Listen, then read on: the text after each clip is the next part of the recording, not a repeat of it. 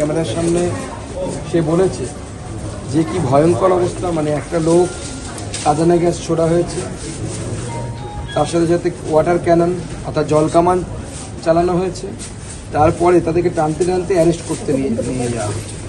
সেই অবস্থায় কাঁদানে গ্যাসটা যেদিকে পড়েছিল সেদিকেই পুলিশ আবার নিয়ে যায়, মানে তার ফলে সাডেনলি তার নাকে এত পরিমাণ ওই গ্যাস ঢুকে গেছে যে তার ফলে একটা কার্ডিয়াক অ্যারেস্ট হবে।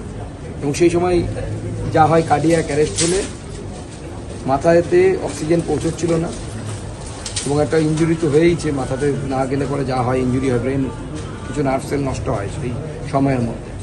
ডাক্তারবাবুরা বললেন যখন নিয়ে আসা হয়েছিল সেই সময় ওনার জিভ বের হয়ে গেছিলো, মানে পালস রেটও একদম ভয়ঙ্কর ছিল, প্রেশার হাই ছিল, অত্যন্ত হাই ছিল। এখন তাকে পুরো ভেন্টিলেটরের মধ্যে রাখা হয়েছে।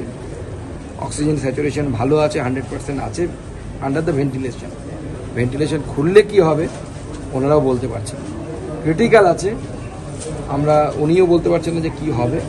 তার সাথে জুনিয়র ডাক্তারদের ধর্মঘট চালার জন্য পেশেন্ট ওনারাও অনেক একজন ডাক্তারের উপর অনেক বেশি চাপ পড়ে গেছে। পুলিশের এই বর্বরোচিত আক্রমণ আমরা মনে রাখবো, আমরা ভুলবো না। আজকে মানুষের যে চিন্তাভাবনা, মানুষের যে আক্রোশ কোথায় ছিল দেখুন। 50-52 বছর বাবার সাথে তার যুবক ছেলে দুজনে মিলে একসাথে হাতে হাত ধরে আজকে সরকারের বিরুদ্ধে নেমেছিল। শুধু তাই নয়, কুন্তলবাবুর ছেলে হাতে ইঞ্জুরি থাকা অবস্থায় পুলিশ তার উপরে লাঠিচার্জ করেছে, ব্লাড বেরোচ্ছিল, ওই জায়গাতেই মেরেছে, টার্গেট প্ল্যান করে ওখানে মেরেছে, মারার পর রক্ত বেরোচ্ছিল, আবার মেরেছে, দ্বিতীয়বার মেরেছে। এই নৃশংসতার বিরুদ্ধে আমাদের প্রতিবাদ আগামীকাল 12 ঘন্টা।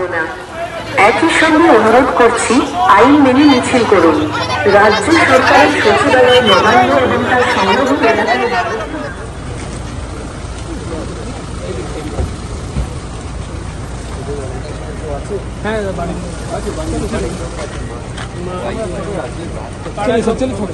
সামনে থেকে সরে দাদা সামনে।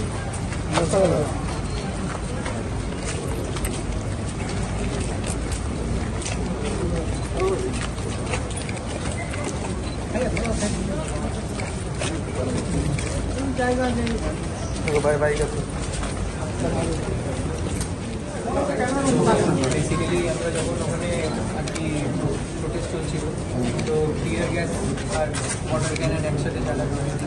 ওটার জন্য এই টিয়ার গ্যাসের রিয়াকশনের জন্য চোখ করে গেছে, তো ম্যাসিভ কার্ডিয়াক অ্যারেস্ট বলেছে ডক্টর। তো এখনও উনি আনকনসিয়াস আছেন আর ট্রিটমেন্ট এখন চলছে। আইসিসিউ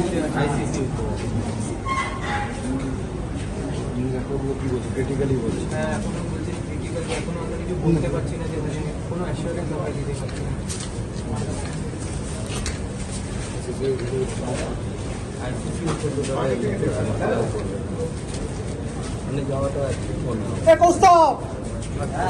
এখানে কথা বলা যাবে।